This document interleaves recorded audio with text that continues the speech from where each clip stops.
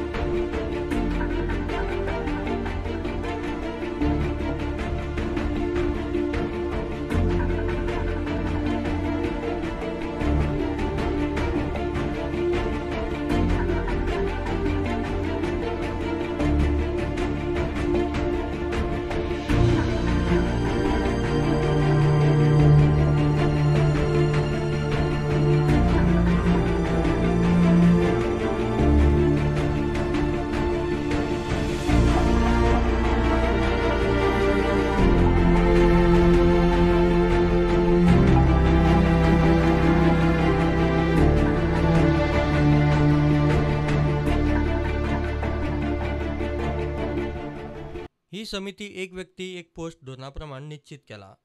प्रुडंटा खातीर chief reporter लौकीक शिलकार।